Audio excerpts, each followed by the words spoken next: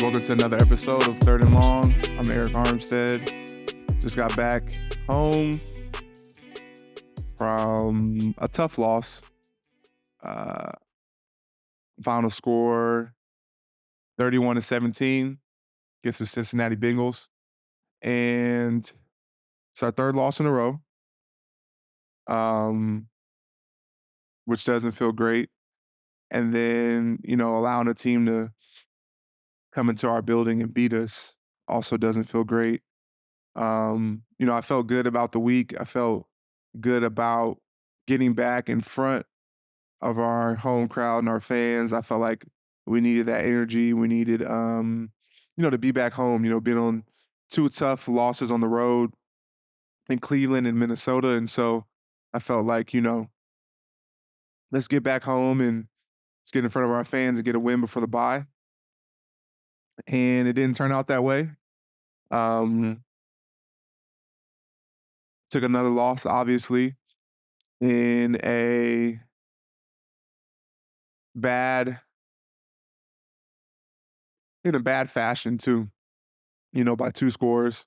It wasn't like our previous losses, one score games, coulda won it at the end. It was um, pretty evident and clear cut who was gonna win that game, and the Bengals got after us. They beat us.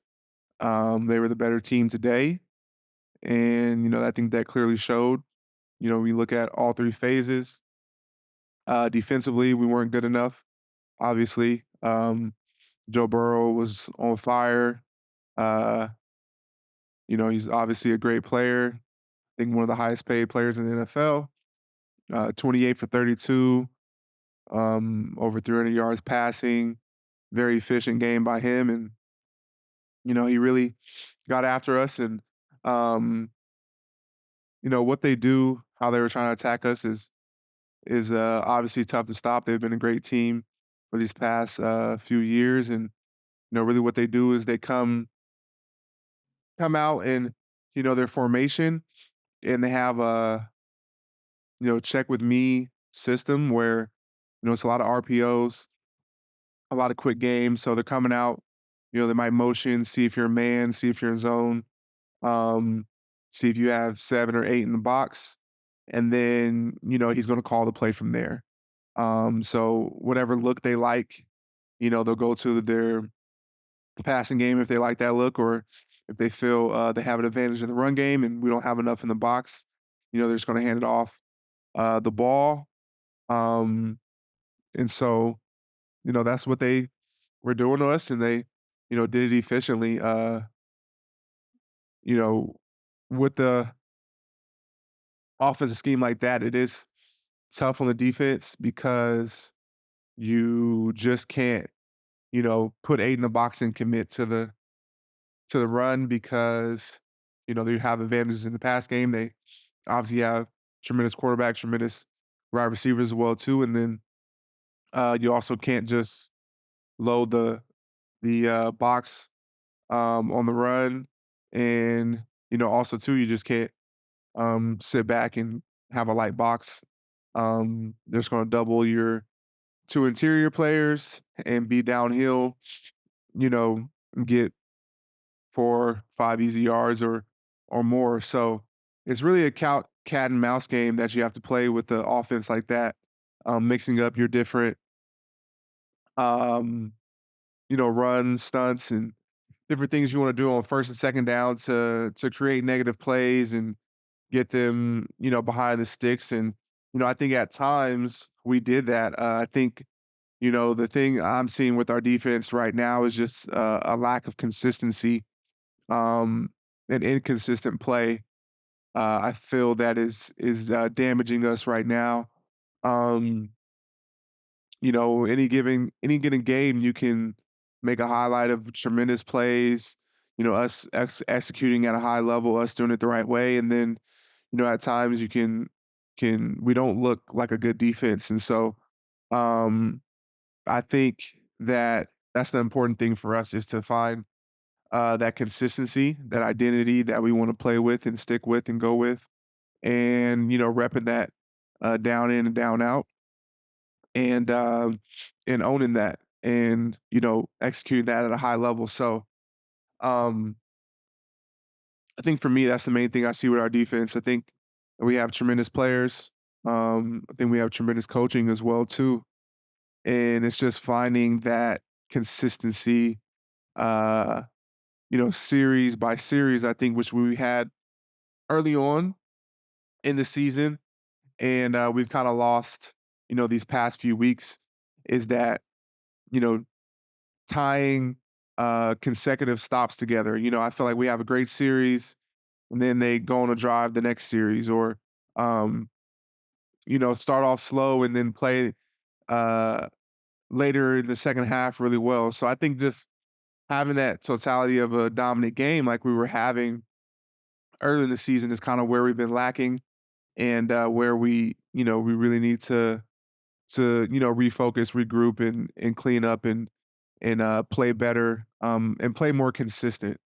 I would say for us as a defense, and yeah, um, there was a time that part of that game where Joe Burrow was had 19 straight completions, and um, he really had a beat on us, and where he wanted to go with the ball, um, and so like I talked about, it's a cat and mouse game, especially with a quarterback like that, offense like that. Mixing it up, disguising your looks, how you want to stop the run, disguising your coverages. And so he just doesn't have easy outlets to get the ball. It was a lot of quick game, RPO quick game, which is very tough to defend, you know, um, if you're not able to disguise in the run game and the pass game. So I think we'll face more offenses like this, and we'll definitely have to have um, a better plan for, how you want to defend that, and mixing, just essentially mixing it up a little better in terms of, what we're doing up front to stop the run, with the light box, and what we're doing on the back end to not just have them, have easy looks, and easy quick decisions of where he wants to go to the ball. I think he had a number of those throughout this game, and allowed him to get in a rhythm. And when you allow a great player to get in a rhythm, they can have a great game, which was definitely tough on us tonight. Really want to discuss, where we're at, put some perspective on where we're at as a team, where we're at as a organization, as a fan base. Um, you know, really high expectations this year for us. And things started off great. 5-0, huge win against Dallas. And I think, obviously the reality of the NFL set in, and um, we're where we're at as a team, I think our mindset is that obviously we know what we're capable of. Obviously we've seen it. We've dominated teams throughout the year, and 3 losses in a row, going on into a losing streak, and it can seem like, man, what's going on? Um, how do we how do we get back? How do we correct this? And really all the answers are in our building. We have all the pieces. We have uh, a dominant team. We have all the players. We have the coaching staff we need. We have all the answers within our building. We don't need to go outside and look for other answers.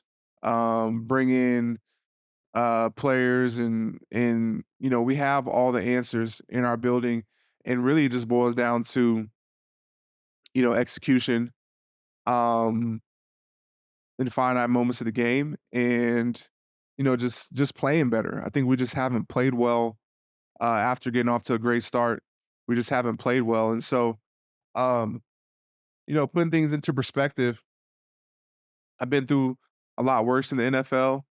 5-3 is um, a solid record. I think that the start we got off to obviously created a lot of expectations, and um, you know, obviously we view ourselves as a Super Bowl contender, and, the start we got off to, Super Bowl favorites and all that. And when you lose a couple games, you know, uh, you can see the reality of, how people treat you. Obviously we're very upset. I'm sure our fans are upset. Um, the organization, our ownership, coaches, everyone is disappointed, upset, with the result that we've been having, these past few games. And one thing I know, and I think one thing we believe is that the answers are all in our building. We've been in lots worse situations, starting off of season 3 and 5, starting off season 3 and 4, and making it to the NFC Championship. And I think for us, it's looking within. I think this bye week will be tremendous for us. I can definitely see and tell that we were getting a little worn down, especially playing in such hard fought games. And so, I think this bye week would be tremendous for us. I think we need to get fresh. I think we need to refocus, regroup, reset, and um, put things into perspective and come back ready to go. I think this time away, even though it sucks that we can't right our wrongs for another 14 days, I think that it'll be helpful for us to get some rest and get fresh. Um, like the teams we've been playing against have done. Bengals were coming off a bye week. Cleveland were coming off a bye week when they played against us, and I could definitely I could feel it in the game. Me personally, like the guy I'm going against, like man, he got a little extra pep in his step. These guys were fresh. They were prepared. Joe Burrow, that he said it pregame, that was the healthiest he's been all year, and he's back to 100% himself. So I think we need to get back to that as well too. We need to get some rest, refocus, regroup, get our players healthy, get Debo back, get Trent back, um, get our get back to full strength. Um, and I believe we're gonna go on a run. Um, you know, Not much to talk about. That's gonna be with actions, but that's my belief. Um, and I know we got the guys to do it. All the answers are in our building, and we're gonna fight them. So, going on a 3-game losing streak, I can look back in the past, um, failures and not being very successful that we've had, and I think this year it's a completely different feeling. Um, you know, Previous years, lose 3 in a row, sky's falling. Man, this guy can't do it. Coaches, they can't do it. Players, they can't do it. Man, um, but this team, man, I truly believe that I truly believe in us, and I truly believe that we have what it takes, and um, don't need to go looking outside for how we're going to get this fixed. We have everything we need, and in the past, it hasn't felt like that. But this year it does, and we definitely need to play better football. We need to execute. We need to clean things up. We need to play better, but we have what it takes. Um, and so I'm inspired by that. Uh, I don't know. I'm a little weird in the sense that I don't always like when people are hyping me up and gassing me up. Gassing me up as a team. That's not the type of player I have been. That's not the type of person, I really have been. I like when people are talking mess about you and people don't believe in you and uh, true people's true colors are coming out. Um, we see everything that is said, and our backs have been against the wall before, um, and we've always come out on the other side stronger. And, sometimes that's what you need. Sometimes, uh, me personally, in my experience, in my 9 years, I've kinda liked not being believed in and people putting your name in the dirt, and you gotta pick yourself up and brush it off and, change people's opinions. And, you know, um, I think we have the guys to do it. Um, and honestly, I can't wait. I can't wait to, continue this journey with my teammates and, this organization because, I know we're gonna be stronger for it. I know what's to come, and I know what's on the other side for us, um, as long as we stick together and, everyone, um, believes and has faith, and everyone is willing to put in the work to, to get it done. So, um, I can't wait. I can't wait to continue this journey. Um, we're 5-3, hit a rough patch. When it rains, it pours, and that's how I can feel, until you turn it around. And, we've turned it around before. And, in the end, it actually makes it more gratifying. So, I can't wait to do that. Message from Kyle, post game, was very simple. We were all disappointed, um, in the result, and obviously very disappointed losing 3 games in a row and where we're at, now. Um, we're 5-3, started off 5 in a row, and, you lose 3 in a row, and it's very tough. But, the message was those same guys that won those 5 games in a row, those same guys that have dominated people, they haven't gone anywhere. We're all still in the same room. I see them every day, and that hasn't changed. And um, so just like we can, win 5 in a row and dominate, we can lose 3 in a row. But it doesn't change what we have. And what we have is a bunch of ballers. We have a bunch of dogs. We have a group that plays for one another, and it's going to show. Your character is going to show, and I think we have the right guys to get this turned around, and we will. I saw that some people were debating whether Jamar Chase's incompletion was an incompletion or a fumble. After looking at the film, from what I've seen, from what I saw, it did look like an incompletion. He really never completed the transition of the catch, and so that's just what I saw on film. I'm sure there's a bunch of angles, slowed down, might look different on TV, but from what I saw, it definitely looked like an incomplete catch. He caught it, and I don't think he really completed his transition to running before Mooney knocked out the ball, which was a huge play for us to get us off the field in general. And so I think there was definitely times and moments at this game where, you know, could have shifted and we could have capitalized. I think early in the game, ball was coming out, forced fumbles. Um, ball wasn't rolling our way. Later in the game, we're still grinding. They drive on us. Clelin Ferrell makes a huge play, forced fumble, turnover before the half, which was an amazing, awesome play by him. Showed a lot of effort, a lot of grit, keep points off the board.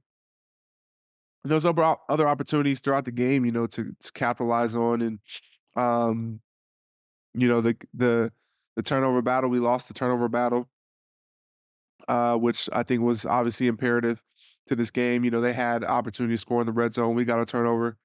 Uh, then we had an opportunity to score in the red zone, and we got a turnover. So just shooting ourselves in the foot at sometimes. Um, can haunt you, at the end of the game for sure.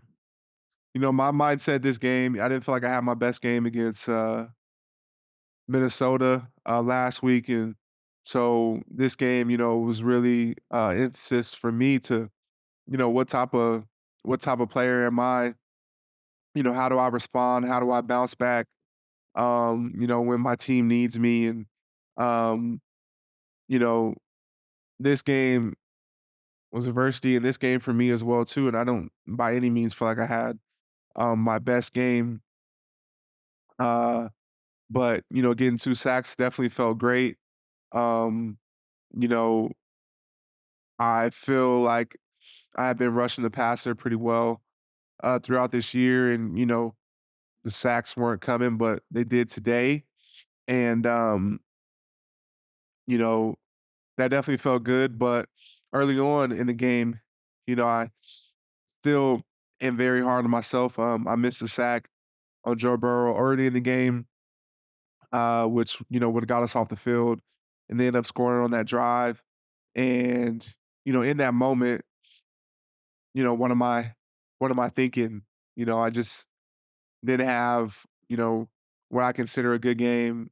Previous game and this game isn't starting off um, too hot for me either. I missed a sack in the in the beginning, and they go down to score. But I was just telling myself even though I'm hard on myself and I have an extremely high standard for myself, I also do believe in myself and also have faith in myself. And uh, I know the player that I am, and I know the player that I can be.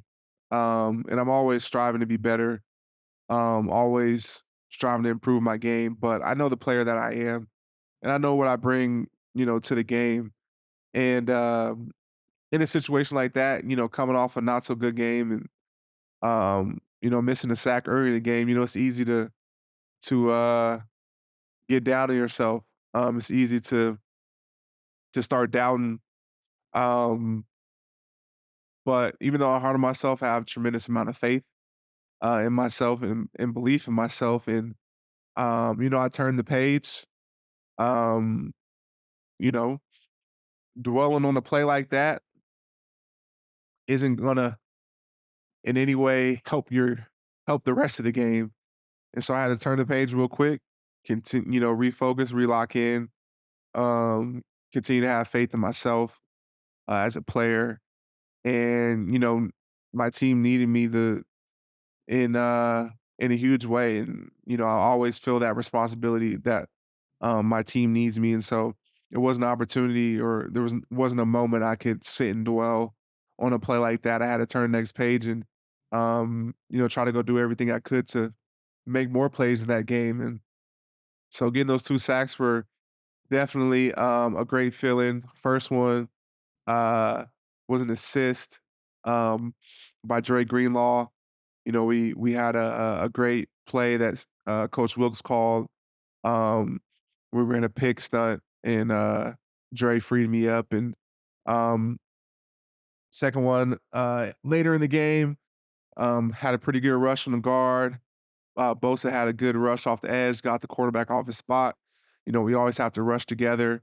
And, I was able to break free and get Joe Burrow down, which was definitely a good feeling and a huge play of that drive, knocking them out of field goal position. And so, those are definitely a good feeling. You fight so hard, you scratch and crawl. Uh, you fight so hard to, have that type of production, obviously. Um, as a player, trying to figure out a way to get better, to, uh, try to figure out a way to get better, try to figure out a way to, do your job at a higher level. And so, um, when you stay true to yourself, keep the faith and belief in yourself as a player, um, good or bad, always constantly strive to get better. You can have some breakthroughs and some good success. By no means was this my best game. Um, felt there was a lot of plays I wish I could have back and improve upon. In moments I could have been better, but those sacks definitely felt good. For me personally, kind of in a ah, we lost the game, um, so that's very tough, and put a damper on it, because we play to win and we play to um, you hope the plays that you make can turn into a win. That's the most gratifying thing is making plays and then leading to a win, and that didn't happen today. Um, but, you know, I gotta continue to get better. We as a team have to continue to get better individually. Our mindset, uh, has to get better, and if everyone has that individual mindset of, how I could be better, how can I continue to try to be a better player, and help our team win games. I think that's gonna, be good for us in the long run. I think in the face of adversity shows people's true colors. You get to see and learn a lot about people. You get to learn about, um, who is able to handle it and withstand, and who's able to have great perspective, and who's in it for the wrong reasons, and who's in it for the right reasons, and who are the type of people you want to be around when things are going well. And I think right now it's an opportunity to lead, um, you know, be unfazed by anything that can come your way, because I've been through it all in this league, um, and going through all of it has made me, uh, a better football player. It's made me a better person. Going through the ups and downs, the adversity, the highs, the lows, the success, the failures, and what comes with it.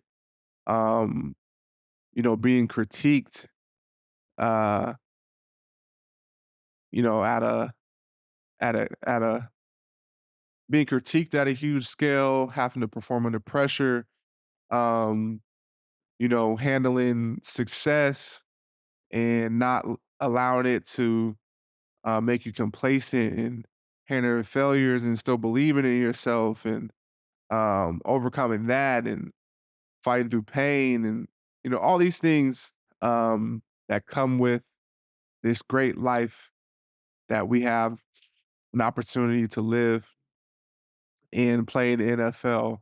I think that it makes us who we are. And um, losing 3 games in a row doesn't feel great, but that adversity is going to show people's true colors. It's going to show the type of people that you want in the end, the type of people that you want to be around when things aren't going well.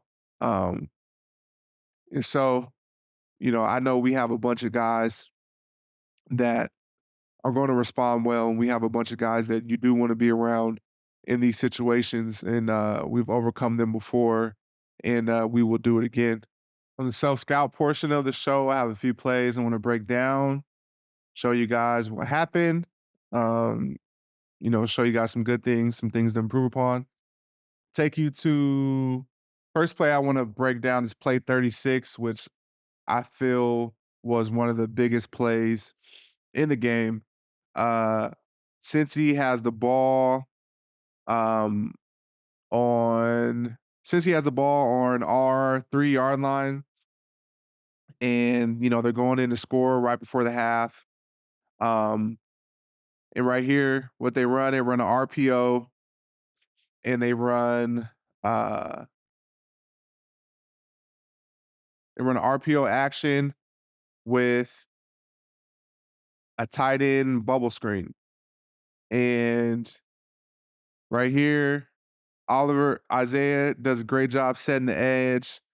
Huff comes in and gets on the play, but what I wanna highlight is Clelin Ferrell because we got a turnover on this play, and you always talk about D lineman playing with great effort, um, runs the ball, you never know what could happen, and right here, Cleveland is playing his defensive edge position, comes off, strikes his man, is chasing inside out. When the ball comes, he gets a hit on a tight end and pops the ball free. Uh, we recovered, and the score, 38 seconds left, score is 14-10 right before the half, and this was a huge momentum shift for the game. Cleveland playing with great effort, which he has all year. Cleveland has been a tremendous asset to our team. I think he's been playing phenomenal throughout the year. You know, he was a guy that I've known since his rookie year. We trained together in the offseason, and I knew he would be a perfect fit for our team. And he's a tremendous player. Everything that he brings to the game, um, his effort is unmatched. He did it every day in training camp, every day before training camp, every day in the off season. I used to watch this man run a mile after training. And then we go into training camp, and this man is running to the ball, playing physical, really like setting himself apart as far as an effort player and his mentality to the game. And, all that leads to being able to make plays like this. He trains getting to the ball. He trains, um, playing with great effort. And so right here, great things happen to those who run. He runs to the ball, gets a hit, and really keeps points off the board and gives ourselves the opportunity to um, go into the half down 4 and, put that into perspective. If they would have scored right here, we've been down 11, and they get the ball back at the half. And so, this was a huge play. You know, I know the result of the game, obviously, but when you talk about game-changing plays, this was a game-changing play, and I was so excited and happy for him. Um, and he also got a sack later in the game too. So, um, Clee has been playing phenomenal for us, and he's been a huge addition to our team. And so keep going, Clee. Next play I want to break down is my second sack of the game. It was play 42, um, 2nd and 9. Typically 2nd and 9 is a big pass indicator. They come out in their gun near look formation we talked about earlier in the game. Um, so I do a move right here. I call a one bounce where I take 1, 2 steps up the field and I counter back inside. And right here, I club him with my inside arm, create an edge for myself, and able to get to Burrow right there. But really, what I want to show is how uh, interior pass rush and edge pass rush works together. So you can watch me and here win this move and get this sack. But what I want to show is Bosa off the edge. He comes with a move, uh, working against Orlando Brown, a dip move, rip, power through, and you can see how Burrow is affected by Bosa's rush, right? So he sees Bosa out of the corner of his eye, steps up, and when that happens, this is 2 guys working together. Um, he flushes into me, and so, you have 2 when you rush together, the quarterback's eyes are down the field trying to deliver, pass downfield, but, you know, he can feel he has to also feel the presence of the rush, and so he definitely was affected by Nick here getting off, coming around the edge, which led him to, uh, be there once I won my rush and get him on the ground. A big play here, got him in 3rd and, uh 3rd and really long. Um, and the next play, we were able to get off the field. So this was huge for us. Uh, knocking them back and putting them in a longer field goal situation. So this was huge for us. I know a lot of people are talking about Bosa's sacks numbers, but Bosa affects the quarterback at the highest rate of any player I've ever been around in my life. Um, each game through how guys are trying to block him, literally double teaming him, chipping him. I've been all a part of it, trying to figure out ways to free him up throughout the game. And I'm rushing with him. So, we're having to go through all these protections and literally, even with all of that, he's still the most effective pass rusher I've ever played with. And week in and week out, whether he gets a sack or not, he's affecting the quarterback at a high level and a high rate, getting him off his spot, um, making them leave extra blockers in protection to deal with him. And so, Bosa is still dominating this game at a high level, regardless of how the sack numbers look. He's been playing at a extremely high level, and he's the best I've been around. Next play I want to break down is play 45. Um, and this is the play. This is a look we saw during in practice when they put Jamar Chase in the backfield. Um, and when they put him back there, we know, it's either going to be pass or they want to go with the perimeter run, try to get out on our edge. And so right here, uh, Drake Jackson did a great job communicating to me when they lined up. Right here, they ran a play that the Cleveland Browns ran on us a few times and had some pretty good success with. It's called bounce with pullers. And so bounce with pullers, bounce means outside perimeter run. Belly, if you call it a belly run, that's more inside zone, inside between the tackles. Called a belly run, that's more inside zone in between the tackles. But when you say bounce run, that means perimeter. And so obviously you have Jamar Chase in the backfield. Uh, you're gonna want him to he's a receiver, you're gonna want him to get it out on the edge, not between the tackles. And so right when they lined up, you can see this tight end is on the outside edge of Drake. And so when we were in this situation, um, Drake is supposed to communicate with me over split. And when they come out in this over split look, that's when they want to get to their bounce with pullers play. And so when Drake told me over split, now I'm thinking, okay, they're gonna run bounce with pullers.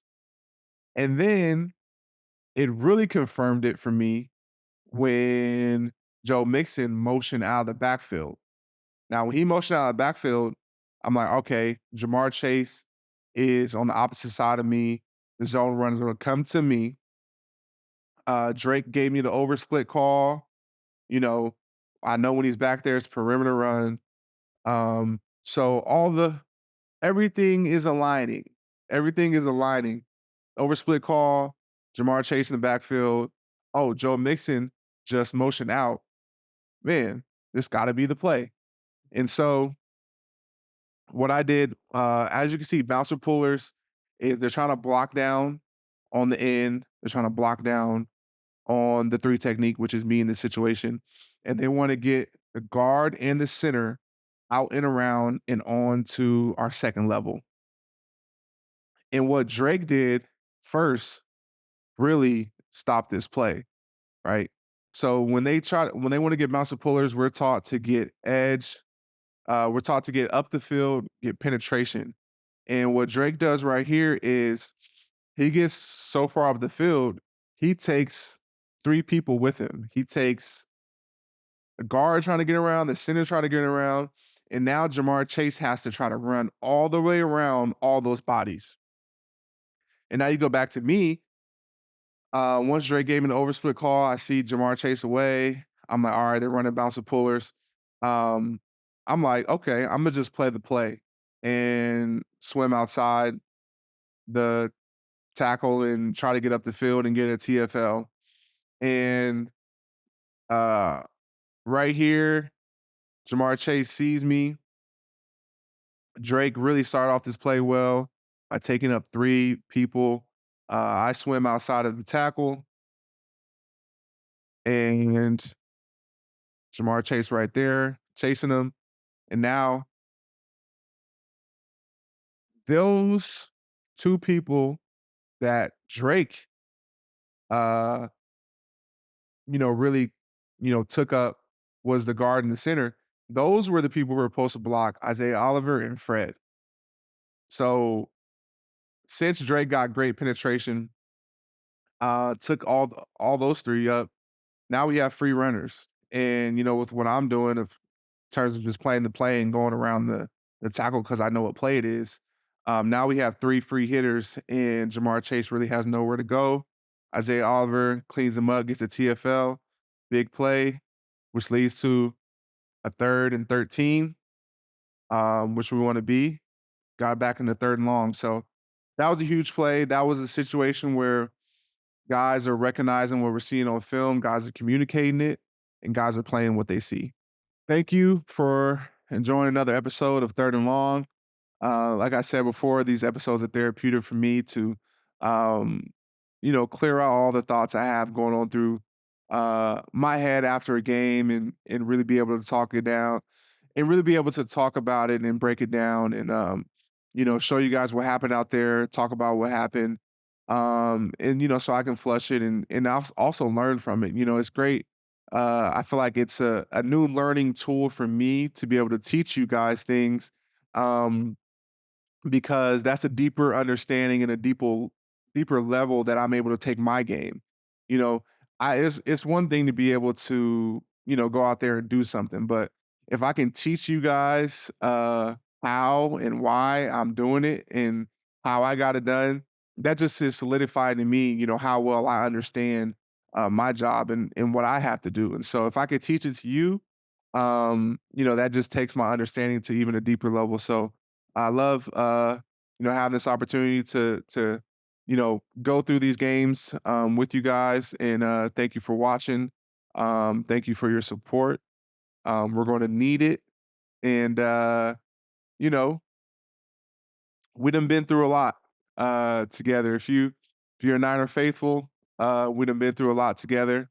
Um, so have some perspective. We're 5-3, long season ahead of us, and I have faith. I have faith in our guys. I have faith in our team. This bye week is going to be great for us, and we're going to come back fresh and ready to go and go on this run. So thanks for watching, and see you on another episode. Don't forget to subscribe, hit the like button, and also in the comments, don't forget to let me know what you guys think, and if there's things that you guys want me to discuss in the future episodes, feel free to let me know. See you guys soon.